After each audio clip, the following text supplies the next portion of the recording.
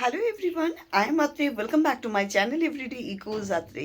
আজকের ব্যাকগ্রাউন্ডটা দেখে বুঝতেই পারছেন আমি আর ব্যাঙ্গালোরে নেই। আমি আমার বাড়িতে এসেছিলাম, একটু অফিসের কাজে বাইরে গিয়েছিলাম। সেইখান থেকে ব্যাক করার সময় আমি এখানে এসেছি, তো তার সম্পূর্ণ ব্লগ আসবে।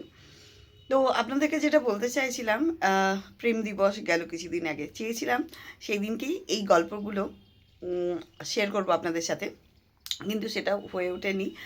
আম, আমার শরীরটা ভীষণ খারাপ হয়ে গেছিলো এই এত ট্রাভেলিং আর ওয়েদার চেঞ্জ, কোল্ড কাফ, গলা পুরো চোখড হয়ে গেছিলো। আর আমার মেয়েটাও ভীষণ অসুস্থ হয়ে গেছিলো, যার জন্য আর হয়ে ওঠেনি। এবার বলি যে আপনারা অনেকেই আমাকে বহুবার প্রশ্ন করেছেন, তোমাদের লাভ ম্যারেজ না তোমাদের অ্যারেঞ্জ ম্যারেজ? আমাদের ফটো দেখে, আমাদের ভিডিওস দেখে, আমাদের ঘোরাঘুরি দেখে প্রত্যেকের মনে হয় কি যে এরা এত হ্যাপি কী করে থাকে, এরা এত ভালোভাবে কীভাবে থাকে, বা এদের কীরকম, এদের ম্যারেজটা কীরকম। তো বিশেষ করুন আমাদের কোনো লাভ ম্যারেজ, অ্যারেঞ্জ ম্যারেজ ওরকম কিছু না। হ্যাঁ, দেখাশোনা পছন্দ অন্যভাবে হয়েছিল, সব তার গল্প আছে পরের, হচ্ছে কি যে এখানে দেখতে পাবেন কন্টিনিউশনে। আমরা হাসি খুশিভাবেই, মানে কী বলবো, সব কিছু অ্যাকসেপ্ট করে নিই। কেন কি, কাঁদলে তো আর মোয়া আসবে না, আর মোয়া পেতে গেলে স্ট্রাগল করতে হবে। হাসি মুখেই সব কিছু অ্যাকসেপ্ট করে নাও। নেই নেই নেই, নাই নাই নাই করে করে কোনো লাভ নেই। ঠিক আছে, যা ভগবান দিয়েছে, যেটুকু আছে সেইটুকুকে নিয়ে খুশি থাকার চেষ্টা করো, ব্যাস। এটাই আমার বাবা মা সবসময় বলে, তো আমি ওটাকেই বিলিভ করি। এই জন্য আমরা হয়তো আমাদের কিছুই নেই, তবু কিন্তু আমরা হাসি খুশিভাবে থাকতে পারি। আর এই যে দেখুন না, ভালোবাসার দিনে আপনারা কেমনভাবে কাটালেন। আমার তো জন চলে গেছিলো হায়দ্রাবাদ, সে তার অফিসের কাজে তাকে পাঠিয়েছিল।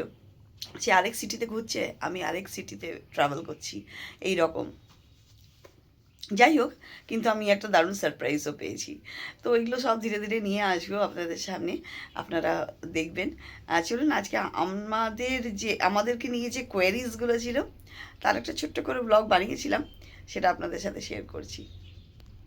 আর আমাদের গল্প আর কি বলবো, আমাদের দুজনের মানে কীরকম বলবো, দেখা হয়েছিল অর্কুট থ্রু দিয়ে। একটু বলে দাও, জিস্ট করে দাও কিভাবে আমাদের হচ্ছে কি যে মিটিং হয়েছিল। তো বেসিক্যালি হ্যাঁ, 2007-8 অ্যারাউন্ড, তখন অর্কুট ছিল। আই থিঙ্ক ফেসবুক আসেনি, বা ফেসবুক এসেছিল কিন্তু প্রচুর আচ্ছা, তার আগে একটা কথা বলে দিই, প্রচুর মানুষ আমাদের ফটো বা আমাদের যে ধরনের, হ্যাঁ আমরা ফটো যে পোস্ট করি ফেসবুক বা ইউটিউব বা যে কোনো জায়গায় সোশ্যাল মিডিয়াতে, তো দেখলেই আমাদেরকে জিজ্ঞেস করে কি তোমাদের লাভ ম্যারেজ, তোমাদের অ্যারেঞ্জ ম্যারেজ নয়। তো মানে এটা ওদের একটা ভীষণ কিউরিয়াসিটি। এটা কেন এই কিউরিয়াসিটি আমি জানি না, কিন্তু আছে মানুষের কিউরিয়াসিটি। তো সেটাই আমি বলতে চাইছি কি যে কীভাবে আমাদের আলাপ হয়েছিল আর কি। তো বেসিক্যালি হ্যাঁ, অর্কুট তখন পপুলার ছিল। আই থিঙ্ক সোশ্যাল নেটওয়ার্কিং এর মধ্যে ফেসবুক ছিল তখন, কিন্তু ফেসবুক হ্যাঁ 7-8 অ্যারাউন্ড, অ্যান্ড ফেসবুকটা অত পপুলার ছিল না তখন, বাট স্টার্টিং মানে হয়ে গেছিলো, মানে স্টার্ট অর্কুটই ছিল। আর অর্কুট থ্রু দিয়ে আলাপ হয়, মানে আমি পাঠিয়েছিলাম request, and back and fourth অনেকগুলো রিকোয়েস্টের পরে না করে তারপরে অ্যাকসেপ্ট হয়েছিল। বাট ওই সাইডে জান পরিচয় ছিল আমাদের অর্কুট থ্রু দিয়েই হয়েছিল। তখন ও হায়দ্রাবাদে, আই থিঙ্ক হায়দ্রাবাদে ছিল, এটা আমি ব্যাঙ্গালোরে ছিলাম। আর but at the same time মানে আমাদের প্যারালেলি আমার বাবা বাবা আমার মেসোমশাইকে মানে বলেছে কি যে মেয়ে বড় হয়ে যাচ্ছে, এরপরে একটা বিয়ের হচ্ছে কি যে পাত্র দেখতে একটা হবে। নেগোসিয়েশন আমাদের বাড়িতে এসেছিল, কিন্তু আমি জানতাম না। আমিও জানতাম না, এগুলো হচ্ছে কি যে আমার বাবা ব্যাকগ্রাউন্ডে আর আমার শ্বশুর মশাইয়ের কাছে এই মানে প্রপোজালটা গিয়েছিল। ঠিক আছে, তো ওটা আমার মেসোমশাই নিয়ে গিয়েছিল। আমাদের আলাপ ছিল, কথাবার্তা। তখন আমি সত্যিই ছিলাম ওই সময়টাতে। আগেন আমি যখন বলেছিলাম, যখন আলাপ হয় তখন থেকেই আমাদের ক্রাইসিস স্টার্ট হয়ে গেছিল। তখন অলরেডি সত্যিবার কাণ্ড হয়ে গেছিলো, অলরেডি 8-9 অ্যারাউন্ড। তো ওই দিয়ে স্টার্ট হয় আমাদের। তারপরে কথাটা এগিয়ে যায় বাড়িতে। কথা আমি যখন মানে বাড়িতে গিয়ে কথা বলতে যাই এ নিয়ে, বা তখনই আমি জানতে পারি যে একটা নেগোসিয়েশন অলরেডি ছিল, এসেছে মানে অলরেডি। এবার মধ্যেখানে বলি, আমার যে মেসোমশাই যে যিনি নিয়ে গিয়েছিলেন, উনি আর আমার হচ্ছে ফাদার ইন ল মানে আমার শ্বশুর মশাই, তো ওনারা কিন্তু চাইল্ডহুড ফ্রেন্ড। তো তো ওই জন্য আমার বাবাকে একটা বলেছিলেন কি যে হ্যাঁ একটা ছেলে আছে, আমি কথা বলে দেখবো, আমার বন্ধুর ছেলে।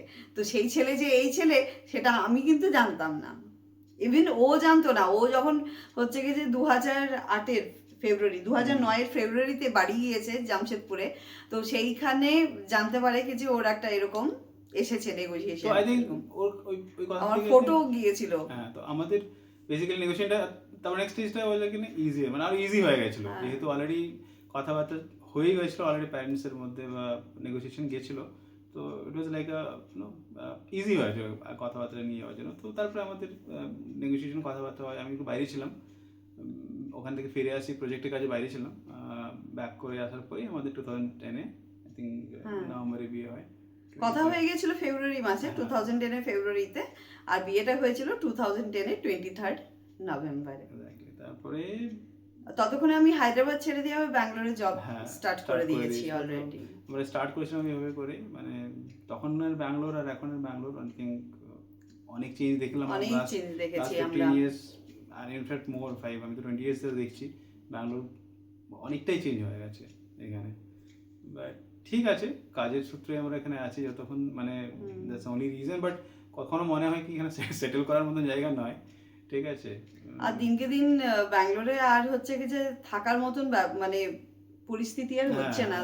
মানে আগে যেরকম ব্যাঙ্গালোরকে আমরা যেভাবে ভালোবেসে থাকতে শুরু করেছিলাম, আজকাল সেই ভালোবাসা আর থাকছে না।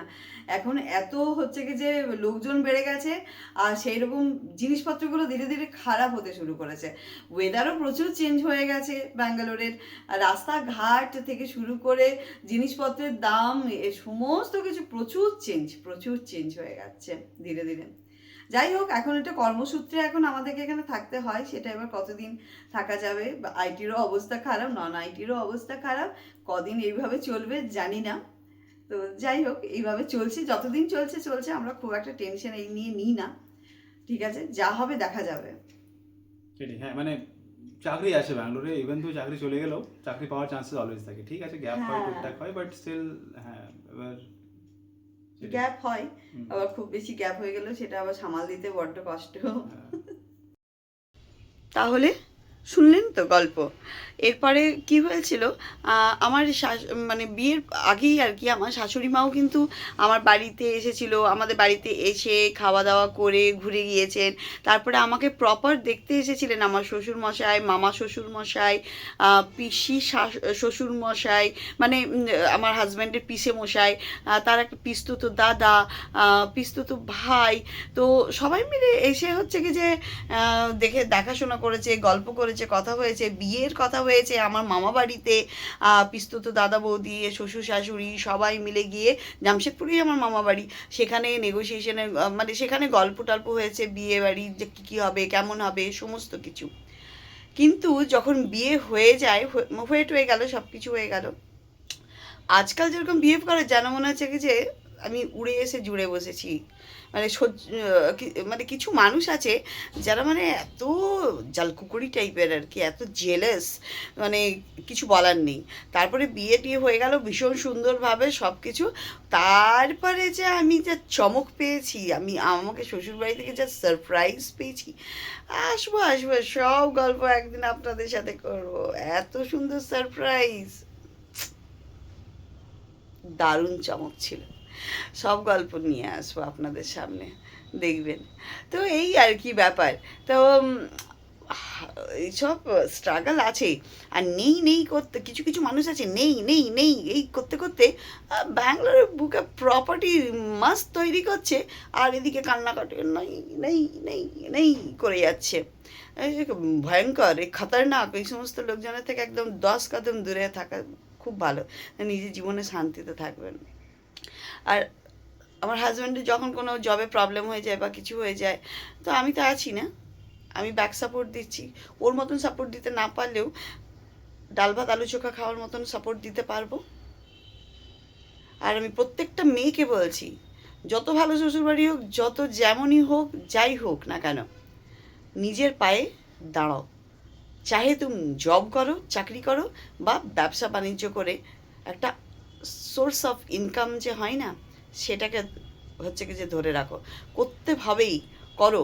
আমি সোশ্যাল মিডিয়া থেকে যে ব্লগ করি বা রিলস বানাই বা বিভিন্ন রকম প্ল্যাটফর্মে আছি, হ্যাঁ আমার অল্প হলেও টাকা আসে, কিন্তু সেগুলো আমার খারাপ দিনে অনেক কাজে লাগে। তো আমি কেন ছাড়বো? আমার যেমন টাকা আসে আমি করব।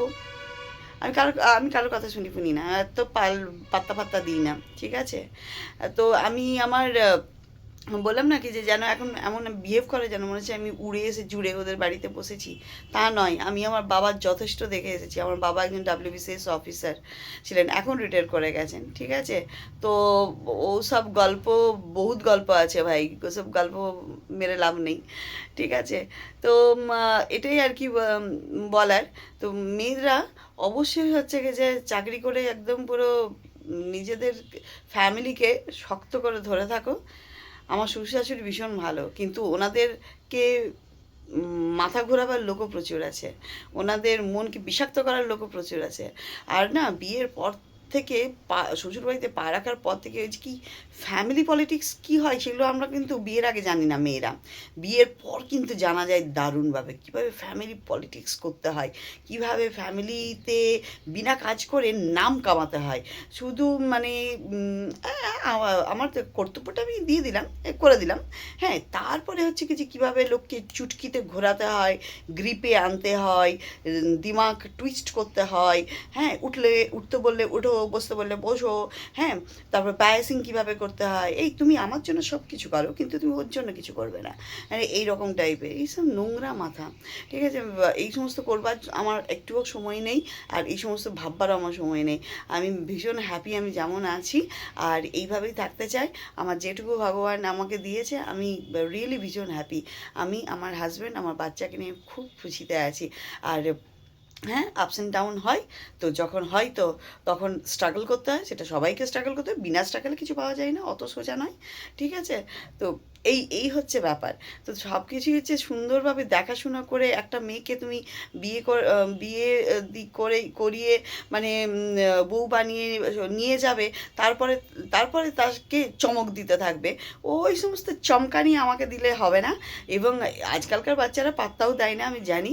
আর ধীরে ধীরে আমারও 15 বছর হয়ে গেছে, 15 বছর অনেক কিছু সহ্য করে নিয়েছি, দেখে নিয়েছি। এখন আর চমক দিলেও সেই চমক কাজে লাগবে না। ঠেঙ্গু। চলুন, আজকের ব্লগটা এখানেই শেষ করছি। ব্লগটা বড় হয়ে গেলে আবার অনেক মুশকিল। তো ব্লগটা ভালো লাগলে একটা লাইক, শেয়ার, সাবস্ক্রাইব করে দেবেন। দেখা হবে নতুন ব্লগের সাথে। অনেকে বলছেন কি যে আমি ডেলি ব্লগ কেন করি না, তারও হচ্ছে কি যে ব্লগ নিয়ে আসবো, কেন করি না। চলুন, টাটা, bye bye, thank you so much.